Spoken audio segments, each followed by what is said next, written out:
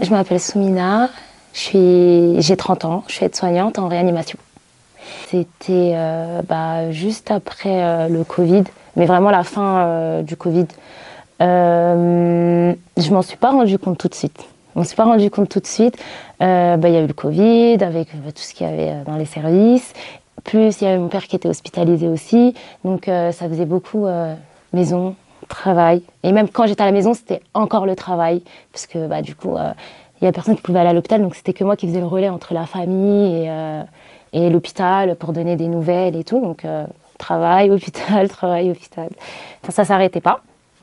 Et en fait, pendant 4 mois, je m'en suis même pas rendu compte en fait. Pendant 4 mois, j'ai pas eu mes règles ni rien, donc j'ai eu un dérèglement hormonal.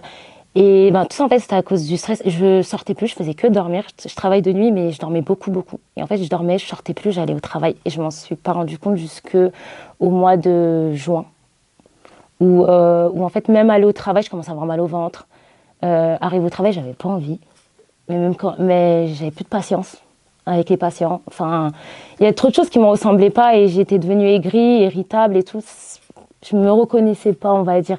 Du coup, je me suis mis en arrêt. Je suis partie en vacances et en fait, c'est là où après je me suis rendu compte qu'en fait ça allait pas et que j'avais vraiment besoin de ça. On en parle avec les collègues et encore parce que à ce moment-là, on était un peu tous dans la même situation. Donc on se dit bon, je vais pas aller me plaindre parce que les autres aussi ils sont pas bien.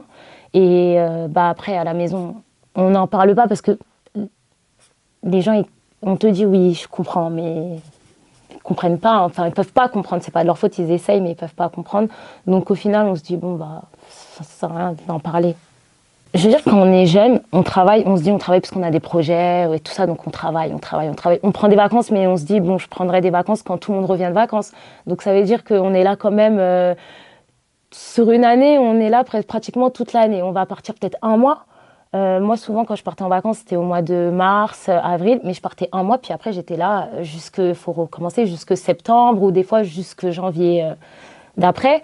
Donc ça faisait beaucoup. Je me suis dit, je vais prendre un peu plus de vacances. Même si je pars pas, en fait, faut que je prenne un peu de recul avec le travail. Donc l'argent, c'est bien, et la santé, c'est mieux. Enfin, pour moi, ce qui m'a fait du bien, de mon côté, je dirais, c'est prendre du recul avec le travail, c'est les vacances et réduire mon planning, en fait. Ça veut dire que je fais mes heures, je fais pas plus. Et quand je fais plus, alors par contre, je sais que c'est que je vais prendre des vacances derrière. Voilà, j'enchaîne plus comme avant.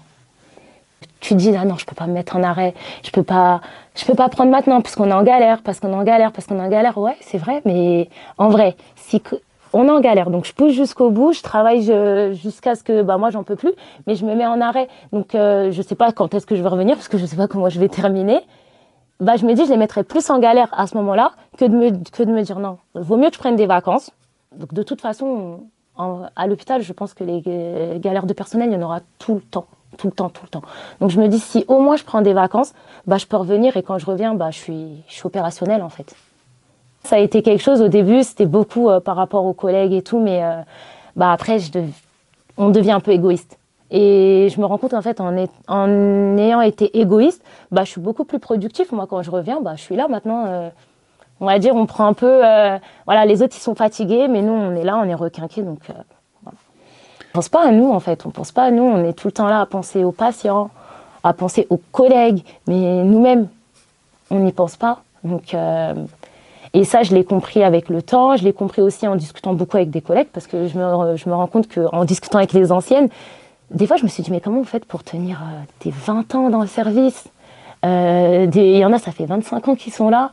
Je me dis, comment vous faites pour tenir et en fait, à chaque fois, en vrai, ce qui revient, c'est, on me dit, prends soin de toi. Et au début, c'était, mais oui, mais je prends comment soin de moi?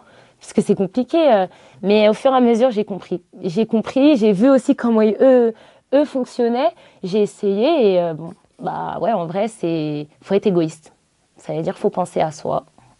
Moi, j'ai appris avec le temps, en fait. J'ai appris avec le temps à mettre mes émotions de côté. J'ai appris avec le temps que il fallait prendre soin de soi. C'est un métier de passion. En vrai, si t'aimes pas les gens, l'humain, tu peux pas faire ce métier-là. Si je dois donner un conseil à quelqu'un, c'est, je sais pas, de se préserver. Ouais, de se préserver.